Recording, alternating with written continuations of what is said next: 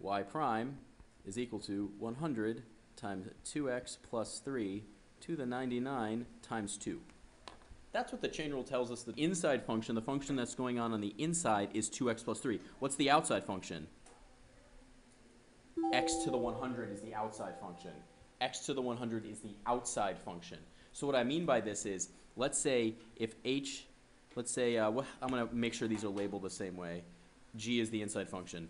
So g of x is the inside function, and what's the outside function? F. So if this is h of, if it's like that, we're saying that g of x, the inside function, is equal to what function? 2x plus 3, and what's f of x? X to the what power? X to the what? 100. Exactly. You are plugging 2x plus 3 into x to the 100th power. The rule says h prime of x is equal to f prime of x, but not x. What do you plug into f prime? G times what? G prime of x. So in this case, can someone tell me what is g prime of x? What's f prime of x? What's f prime of x? 100 x to the 99. So look at what this says. This says take g of x and plug it into f prime. What's g of x? 2x plus 3. You plug it in right there. So what do you get? 100, 2x plus 3 to the 99. But then once you have to multiply on the outside, g prime, which is 2. So what you're doing is you're looking at the outer function, the containing function, and you do the derivative. So do the derivative. You take the 100, you bring it to the front, right? And then what does 100 become? 99. And then you just multiply by the inside, kicks out the 2. That's all it is. That's all it is. You do the derivative of the outside, evaluate it at the inside, multiply by the derivative of the inside. Multiply by the derivative of the inside. So for example, let's look at here are two more examples. What gets dropped to the front? The 4. What power does 4 become? 3. But then you multiply by the derivative of the inside, so it's 3. Oh, same thing over here. Same thing over here, everybody. You end up with 4 going to the front becomes 3. What's the derivative of the inside now? 5x to the 4th minus 2. And you're done. And you're done, and you're done, and you're done. How do you feel about these examples so far? Who has the first one? Nasa, what is it? What's y prime? 7 Yep. times 4x squared plus 1 to the 6th power Times. 8x. Done. Yeah, exactly. And then what about this one, Nasa? You want to finish this one for me? What's this one? 5 Mm-hmm. times 3x cubed plus 2x plus 1 to the 4th power Times. Yep. 9x squared plus 2. Done. Exactly. Nice. Absolutely. Leave it like that. That's fine. Now, will you need to do algebra, like further algebra and things like this? But if I'm just asking you for the derivative, leave it like that. It tells me exactly what you want. Yeah, you can simplify this a little bit. Like the first one, some people might simplify to y prime is equal to 56x times 4x squared plus 1 to the 6th. Things like that. But don't worry so much about the simplification right now. It's much more important that you understand how to find the derivatives. Okay, try these two for me. Try these two for me. First one, what should you do to the first one first? Sarah? Put it in exponential form raised to the 1/2. Yeah, write it in exponential. So 2x squared plus 3x minus 4 to the what? 1/2. So what's y prime going to be? Y prime is going to be, Yep, yeah, go ahead. 1/2 times Mhm. 2x squared plus 3x Mhm. plus 4 To the to the negative 1/2 times, yep, correct? 4x plus 3. Done. Exactly, that's great. Stop there, that's fantastic. That is the derivative. We will work with that and transform it later, but that is the derivative. This one's a little bit more complicated. You have to be very careful about it. You have to be very careful about it. What's the inside function in this case? What's the inside function? Nasa, what's the inside function? What do you think is being plugged into another function? This is two functions put together. 2x is the inside function. So in this case, f of x, the outside function, is e to the x. And what's g of x, the inside function? 2x. You have to be very careful about this. You're plugging in 2x into e to the x. You're plugging in 2x into e to the x.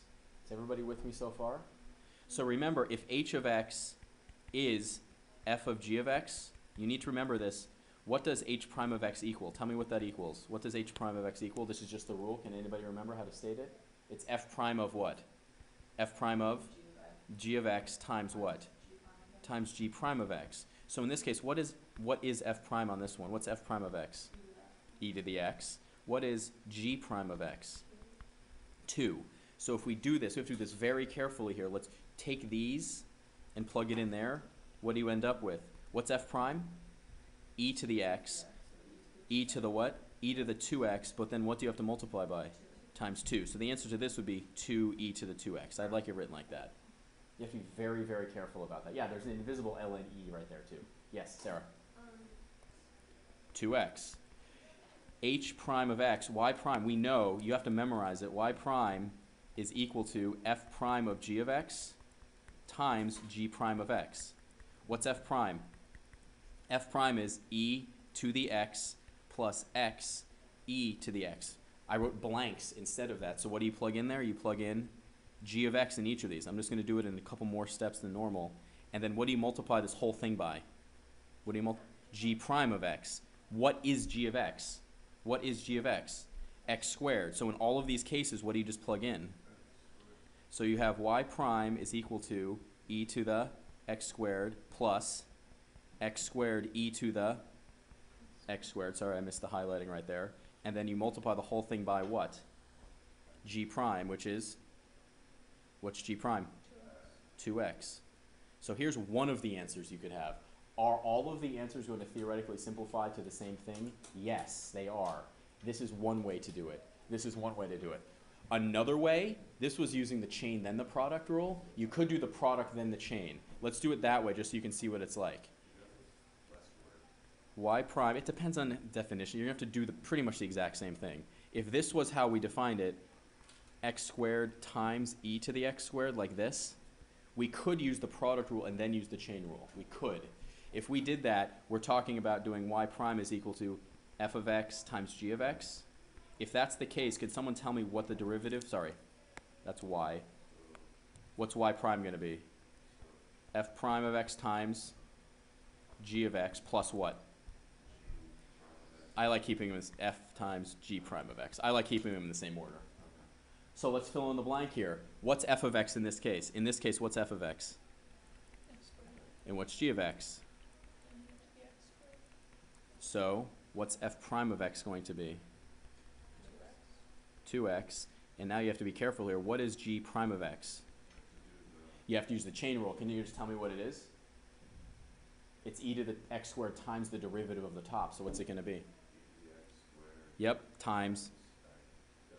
Correct. So it's 2x times e to the x squared actually, right? Correct?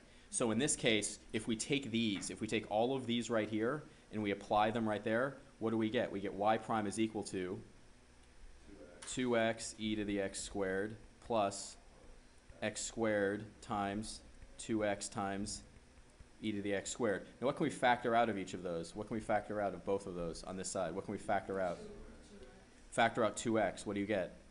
2x times e to the x squared plus x squared e to the x squared. Is that the exact same thing? It's the same thing. They're both a similar amount of work. Depending on which one you do, you might have a preference, but the idea is theoretically you should get the same thing. Are there potentially other paths? Yes. I'm not going to check other algebra right now. To help yourself on a test or quiz, label the crap out of your work so I can follow it without actually going into like some sort of like psychosis, okay? Label your work. What do things equal? Either try going down with your work. That would be helpful.